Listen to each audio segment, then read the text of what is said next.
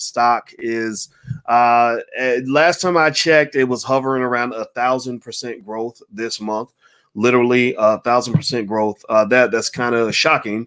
Never seen that before. I've never seen that before. So we're going to talk about GameStop. We're going to talk about Elon Musk and the Elon Musk tweet that I believe boosted GameStop. And we're also going to talk about the short squeeze and what's going on Reddit.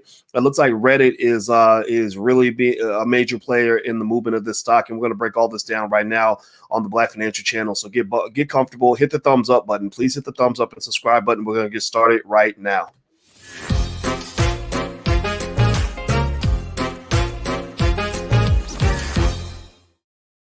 Hey, what's going on, everybody? I hope you guys are having a good day. My name is Dr. Boyce Watkins. Welcome to drboycetv.com and also the Black Financial Channel and wherever you're watching.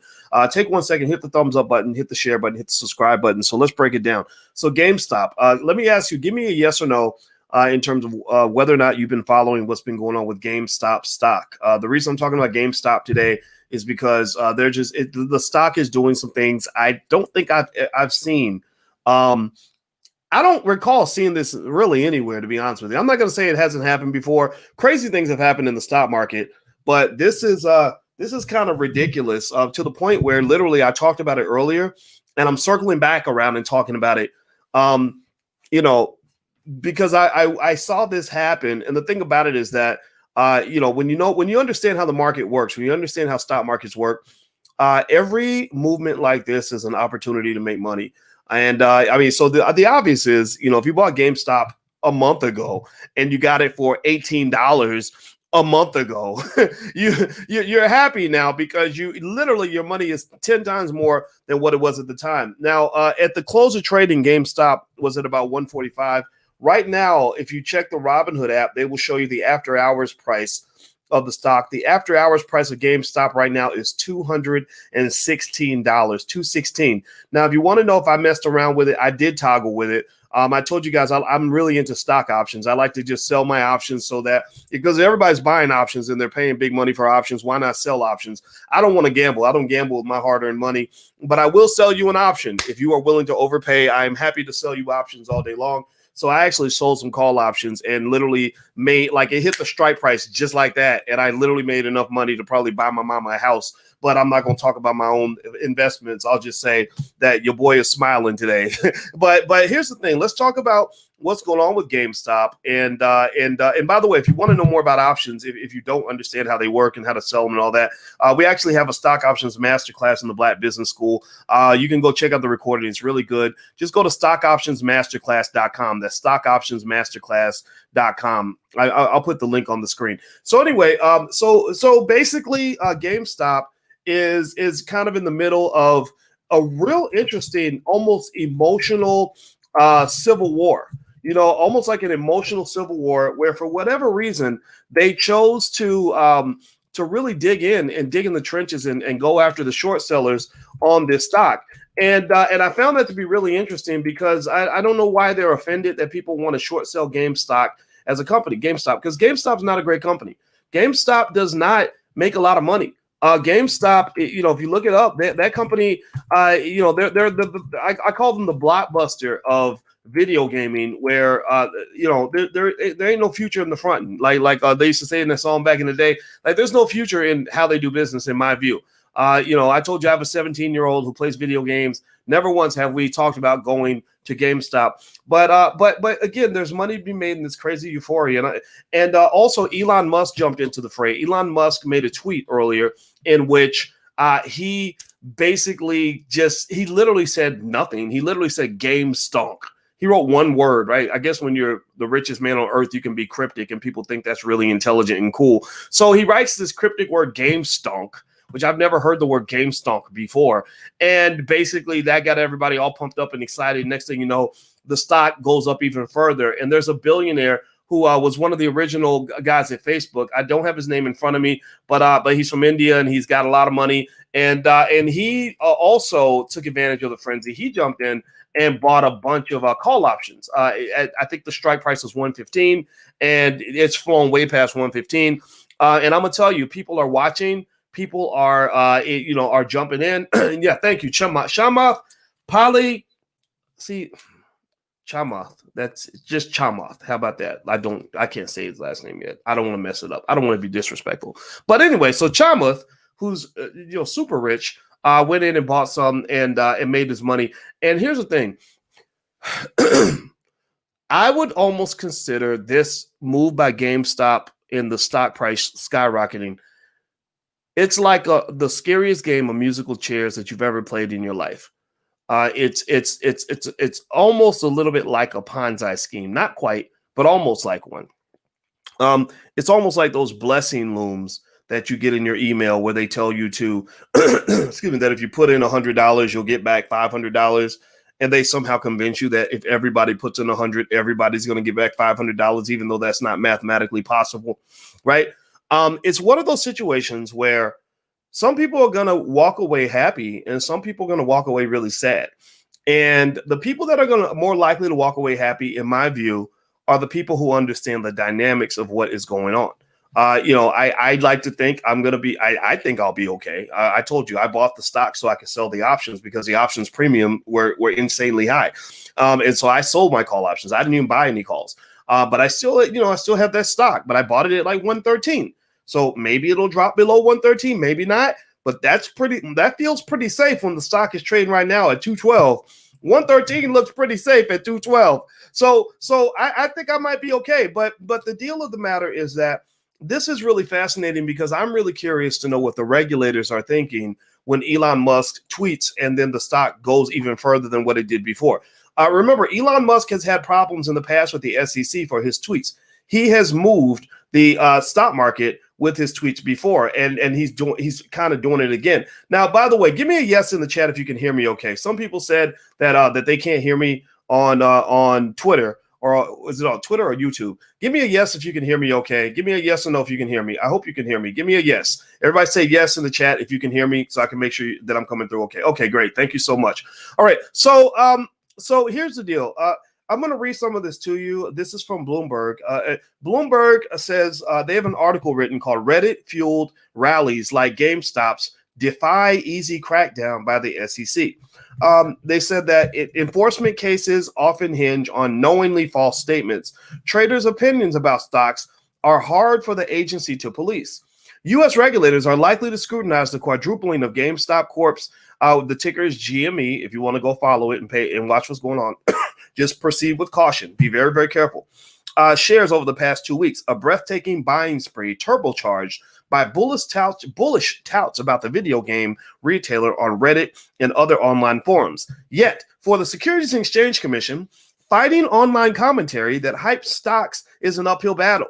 Mainly because it's hard to prove such posts are part of an illicit scheme to manipulate the market. Rather, successful enforcement cases typically hinge on the SEC showing that investors knowingly spread false information to dupe other traders into buying or selling stock. I'm going to ask you all a question. Do you think that after this happens that they're going to change some of the laws? What do y'all think? Do you think that there's a possibility that there might be some regulation down the line that they might come up with to say that if you got a big Twitter following, you can't go pump up a stock and bully one stock and get that sucker out of whack, like way out of whack from the fundamentals? What do you think? Give me a yes or no. I'm going to vote yes. I'm going to vote yes because I can't imagine them allowing this to happen. And remember, this situation, in my view, again, I come from academia. And when I was getting my PhD in this, so stuff like this did not fit the theoretical models. We just had a term for this. This is called irrational exuberance. This is called, economic insanity. One of my dissertation committee members was a guy named David Hirschleifer. If you could spell his name, feel free to look him up. But David Hirschleifer was an expert in what they call the herding effect. Herding is where everybody does something because everybody's doing it. Well, I'm sure, I don't know where David Hirschleifer is teaching now. I haven't followed his career, but I bet you he's watching this with great curiosity because basically he proved many, many years ago that the obvious, which is that human beings love to follow what other human beings do. Another person in my committee, a man that I love to this day, a Canadian man by the name of Andrew Caroli, who is now, I believe, the chair of the finance department at Cornell University, but I got to double check that. He studied something else called the contagion effect and how different markets are contagious, like the virus. Like they they can financially sneeze on each other, and you can get this contagion thing going. Now, I don't know how well this applies to contagion. It probably doesn't apply to it in the way that he studied it, but it does sort of speak to this basic idea that human beings are human, and that human beings collectively have tremendous amounts of power, and human beings have the ability to persuade other human beings, even if that original human being is wrong, right? Even if the original person is wrong. So whoever runs these forums, whoever the big dogs are in these forums who are making comments when Elon Musk makes a tweet, sometimes the power of that tweet gives them the ability to manifest whatever reality they want to see come into existence. So if you've got a great big following, you then have the ability to print money. You then have the ability to create artificial demand for a stock and move the market in a stock, without any fundamentals to back it. The old heads do not like this. They're mad. They're mad right now. There are people that have probably lost over $1 billion short selling this stock, and I don't care. I don't care if billionaires lose money. Who cares? They're fine. But still, it's going to cause some regulations to pop up, and you're going to see trading change over time. So be very careful. Do me a favor, hit the thumbs up button. Please hit the thumbs up, share, and subscribe button. And by the way, in case you didn't know, we actually have financial workbooks for children and flashcards. If you want to teach your kids about investing, I highly recommend it. It's a much easier way to make money than working all day and slaving for a corporation. But it's up to you. If you want your children to go into slavery, that's up to you to decide to do that. I was sent into slavery. I love my parents, but I'm still mad at them for that. But if you want your children to have a different experience, we have some workbooks and flashcards designed by experts from our community that you can feel free to take a look at. There's the URL, financialworkbooks.com. Please hit the thumbs up button and subscribe. Especially if you're on Financial Juneteenth TV, subscribe, because we got lots of good content coming. So they also said here in this Bloomberg article that, quote, "It's an enforcement nightmare for the SEC," said James Cox, a professor at Duke University School of Law who focuses on securities regulation. The question is, where does the manipulation start? And when does trading on your own hunches and publicizing your hunches start? Right? So where you're getting into this fuzzy space where, people talking can change prices. It can move markets, right? And it's not moving the whole market. Here's the thing. The retail investor does not have the power to move the entire market. They don't have enough money. The big fat cat billionaires can, they're like big elephants, and, the retail investors are like mice, right? But if you collect all the mice together, they can be almost as big as one elephant, right? And so basically, if they target their energy, like in this case, they targeted GameStop. They didn't say we're going to move the whole market. They said we're going to move GameStop. So they targeted GameStop and treated it almost like a military operation where they had all these people jumping in, buy, do not surrender, blah, blah, blah.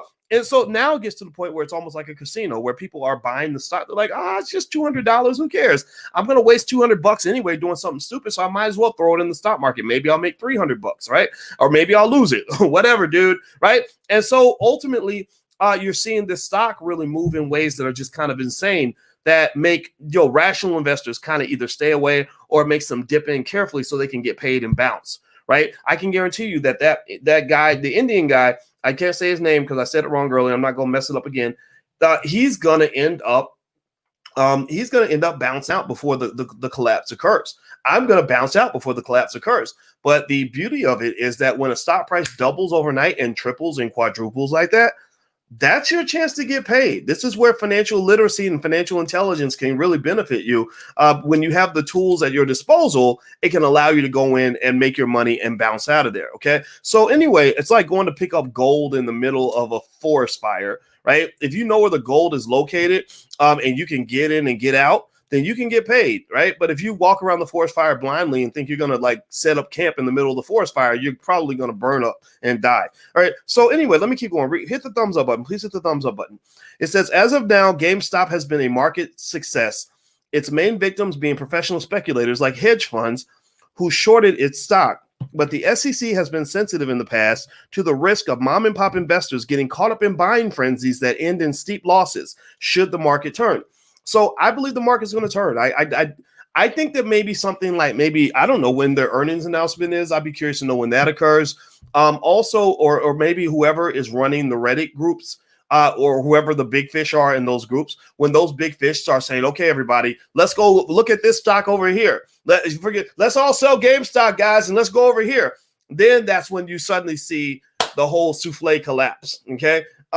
So basically the Securities and Exchange Commission, which is kind of like the financial police, their job is to watch when these things happen and not let anybody get screwed. And a lot of people are going to get screwed. And when people get screwed, that's when regulators step in and start changing laws. So as of now, let's see here. Getting ahead of that threat poses an early test for Gary Gensler, President Joe Biden's pick to lead the SEC, Securities and Exchange Commission. The former Commodities Futures Trading Commission chairman is viewed as a tough watchdog. And with everything from SPACs to penny stocks booming, responding to bubbles might be a defining theme of his tenure. Absolutely. SPACs, special purpose acquisition companies, that's another bubble in the market right now. We'll talk about SPACs at a different time. While it began on obscure internet sites, GameStop's story is now known to everyone on Wall Street. The 37-year-old video game retailer, its brick-and-mortar business model, presumed dead amid years of declining profits, has become an obsession of amateur stock jocks in Reddit's Wall Street Bets forum, whose deep value thesis morphed into a craze that is testing the mettle of short sellers. While no regulators weighed in on the chat room campaign, its concerted nature sits uneasily next to a stock where 50% swings are now a daily feature.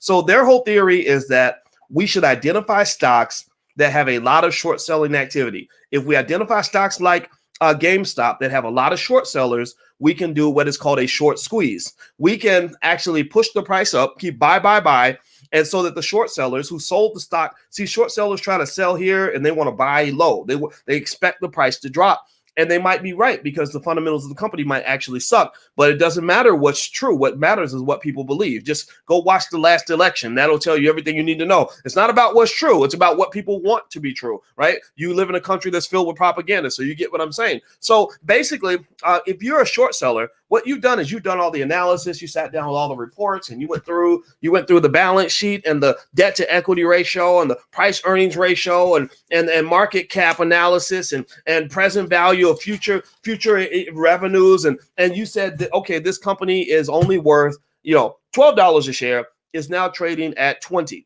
I'm going to sell at 20, and when the world comes to its senses and realizes that the stock is only worth 12, I'm going to make my money because I'm going to buy it low and sell it high. That's the number one rule for anybody that ever wants to be rich. And so what's occurred, though, is that when they go in and they make that position, you've got this army of Redditors. God bless them. I don't hate any of these people. It's just, it is what it is. So this army of Redditors have gotten together and said, F y'all. We're going to go and we're going to just keep buying and keep pushing it up because ultimately, fundamentally, again, what's true doesn't matter as much as what people want to be true. So if we decide the stock is going to be valuable, then fine, we're going to price it the same way we price a pair of Gucci jeans. Like, how much are Gucci jeans really worth? I don't know, probably $10 a pair, but how much do they sell for? $700-800, right? Because somebody decided that Gucci jeans are worth $700 a pair. So this stock goes up as they're buying. Well, if you're a short seller, you're starting to get scared. You're like, holy crap, the truth might eventually set me free, but I'm going to go bankrupt before the truth actually has a chance to hit. So they start buying it back, right? So pay attention. What's happened is that the stock has gone up because the original Redditors are buying it, and then it becomes a self-fulfilling prophecy. It becomes almost like what they might call a cascading effect, right? Where the momentum of the upward pressure on the stock is only added to from the short sellers that are now squeezed where they've got to buy to cover their losses. So boom, next thing you know, stock price is out of control. You pour grease on a grease fire, and one thing I can tell you is that if you pour grease on a grease fire, you will get a forest fire. You will start with a tiny fire, then it will become a bonfire, then it will become a forest fire, and then you have all of California is burning. Okay, so that's what it is. Hit the thumbs up button, hit the share button, hit the subscribe button. Hello, Mr. Boyce. I have a daughter that's going to the 6th grade. Which books would start her off? About investing. Go to financialworkbooks.com. There we have grade bands. So we do have books for 6th graders. So feel free to take a look. We have books and also the flashcards. So both of those, we have the middle school books. So you may want to take a look at the middle school books. And also please hit the thumbs up, share, and subscribe button. And also I'm going to go on Clubhouse and maybe do some private chats about this. So if you want to follow me on the Clubhouse app, feel free to follow me there. I talked about Clubhouse today, actually. Master P does not like Clubhouse because he feels that they make money off our community. I don't disagree with him. I actually support what he's saying, but I do use Clubhouse periodically, so you can feel free to go take a look. All right, so here's what it also says in this Bloomberg article about all this stuff going on with GameStop, and also Elon Musk and his tweet really set things off. Elon Musk should be careful because at some point that's going to be regulated. They're not going to let people, big elephants, just tweet like that and push the stock out of whack. I don't think they're going to let that happen forever. For the SEC, it's not fraud when someone contends that a stock is undervalued, even if such arguments are disseminated to millions through social media. What becomes problematic is if investors post specific claims that aren't opinions, such as asserting that a company is planning to file for bankruptcy. But homing in on such commentary, figuring out who's behind it and what their motives are, can be difficult for government agencies with limited resources like the SEC. Quote, if you can actually catch people knowingly passing on fraudulent information, then that is clearly illegal, said James Angel, a finance professor at Georgetown University. If all they're doing is saying, hey, I think this company is a good buy, there's not a lot anybody can do about that. So what they're saying is that there's not much they can do to stop the fact that social media influencers are influential, right? They're like, maybe they shouldn't be influential. As you know, many social media influencers are complete idiots, but a social media influencer is going to be influential, and there's really nothing you can do about that. And what this might also speak to, though, is that the dynamics of trading have changed.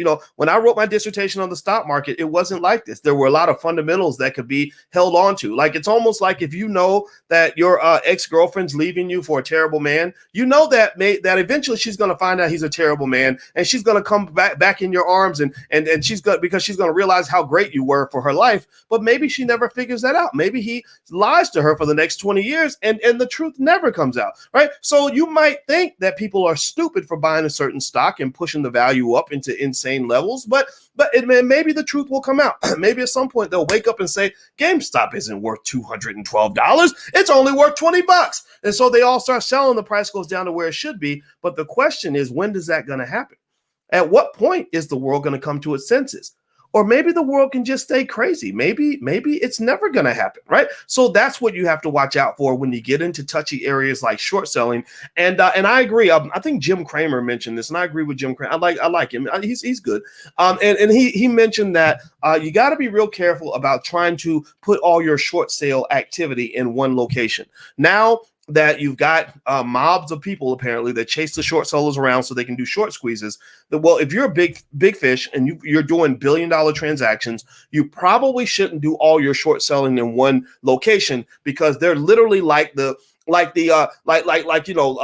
Homeland Security with drones out in the sky looking to bomb the terrorists, right? They're looking to bomb you. And so if you are centralized and all the terrorists are having a meeting, or all the mafia agents, remember that Pablo Escobar movie where all the mafia gangsters, or all the drug dealers and cartels got together for a meeting at one house? They said, okay, they're all going to be at that house. We're going to bomb that house. Well, maybe you need to go a little bit more decentralized. You need to go a little Bitcoin on them, where Bitcoin can't really be bombed, because Bitcoin is decentralized. It's spread out everywhere. So there's no central location to go get Bitcoin. So I think that with short selling, they're probably going to change their strategy and not put so much of their activity in one location to make themselves easy to track. That's my 2 cents. That's what I'm guessing. That's what I'm seeing. By the way, if you still don't know how to buy stock yet, or if you want to get free information from the Black Business School, you can go to firstshareofstock.com. There's a training on how to get started with investing on Ameritrade. And also, there's a ton of information I send you. You guys know that I've been teaching college students for 30 years.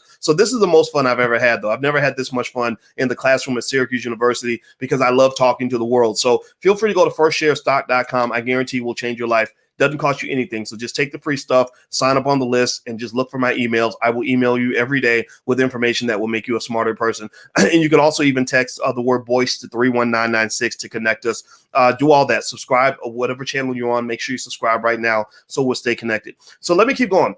So in this article, it also says one thing that can't be said of GameStop's chat room boosters is that they've been wrong thus far. While people can agree on whether the stock was ever cheap, the last few days provide strong evidence that GameStop was vulnerable to a short squeeze, with bearish bets totaling more than 100% of its outstanding shares. Another strategy encouraged on Reddit, calling up brokers and insisting that they not lend out shares for shorting, is a standard right of clients. Reddit is also routinely used to drive up penny stocks that, unlike GameStop, have ceased publishing financial results and don't trade on regulated exchanges. In such instances, the SEC often cracks down not by going after those touting the shares, but by suspending trading of the defunct companies or revoking their registrations, which prevents brokers from executing trades. So it's almost like in Reddit, maybe Reddit users should be called the Robin Hood of investing, because it sounds to me like they're actually pursuing a type of economic justice to say this isn't right. So until you fix this, we're going to exploit this in a mass scale, which, I'm not going to say that's a bad thing, right? So let me keep going. Such market dynamics are an issue that the SEC will have to increasingly deal with because Twitter and online message boards are allowing armchair stock analysts to spread their views like never before. There's no question that such opinions are being devoured in many cases by the army of investors who've taken up day trading during the coronavirus pandemic. So let me just say this. I want to make sure, again, I'm 49. I'm not 29, right? I'm not 19. So I'm Uncle Boyce, right? So if you want to take some advice from Uncle Boyce, I want to tell you something that my father told me when I was 25. My father told me when I was 25 and 20 or 22 or something. He said, be very careful about getting into gambling. He said, because gambling is one of the worst addictions you can have. It's worse than a drug addiction. It's worse than alcohol. That was his opinion, and I do agree. And I've seen a lot of people go down gambling in stock markets, gambling with stock options, gambling with their Robinhood account, things like that. Robinhood provides margin, which allows you to borrow money to pursue your gambling even further. And I just worry about that part. But outside of that, I think stock market investing is a great way to make money. I think it's important to know the difference between a trade and an investment. An investment is not a trade. A trade is not an investment. With this stock, with GameStop, I'm not gonna lie. I made a trade. I said, let me just shake the bones right quick and see if Daddy can buy the baby a new pair of shoes. And we did. We got some Gucci shoes for the baby now because we did actually make money, but that required some careful analysis. And it also required letting go of greed.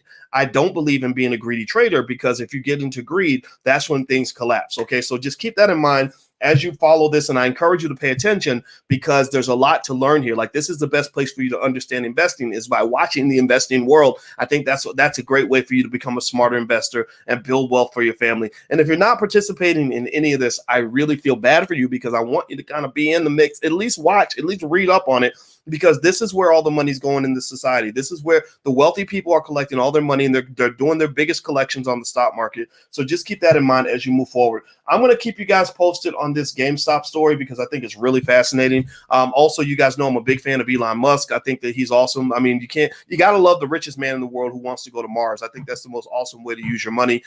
Well, one of the most awesome ways. I mean, like maybe feeding poor people or something could be better, right? Make it that the second most awesome thing you could do with your money, because we should be feeding people who are starving around the world. So let me just back up. Like, let's feed everyone, then go to Mars. But anyway, beyond that, I'm out, guys, and hit the thumbs up button, hit the share button, hit the subscribe button. And don't forget that this weekend, Lene Javette is hosting the Women of Wealth Weekend. So if you are a woman, this is a women's only event. They got over 20 Black female experts on all areas of economics and business and everything else. And it's going to be really, really good. So feel free to take a look. It's the weekend of January 30th. You can go to womenofwealthweekend.com. It's right there on the screen. I hope you guys have a great day. Please hit the thumbs up, share, subscribe button before you go. I'm out. Take care. Have a good day. I'll talk to you later. Peace.